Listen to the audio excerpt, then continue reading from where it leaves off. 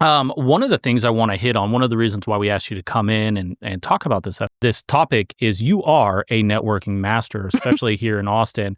So, Laurie, you have roughly 33,000 followers on LinkedIn and are rated a top 25% recruiter on LinkedIn. I am. How did you get that? Because that is a massive, I consider myself to be a fairly good networker, and I have nowhere near that many followers or am getting ranked to percentages. So how'd you get that? Time and patience. I've been on LinkedIn a long time, but I think also, and some of this again, I think one of the things when you talk about if you are putting out content, if you keep putting out the same content and you're not, and and you expect the same reaction, like you have to change up what you're doing. If something's not working, do something different because it doesn't matter what you're doing, and you can spend all day thinking about what you're not doing, but you got to do something else. If you're doing the same thing over and over and expecting a different result, that's not how it works, right? So for me, I've kind of learned, for me in particular, for my followers, really changing up my content on LinkedIn and thinking about like what's valuable to my audience, what's a value add. So I think in my world, recruiters like to just like post jobs like all day long. Like, while I do post jobs because obviously that's interesting. And part of this is actually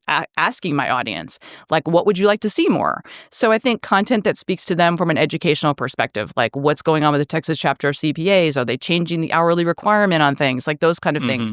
Then also speaking to something like I was telling you before, like I had an opportunity to see a CFO speak in a fireside chat regarding a SaaS and what the difference between AI and human error looks like. AI, those kind of things. So I try to keep the content fresh, but I also keep it very consistent.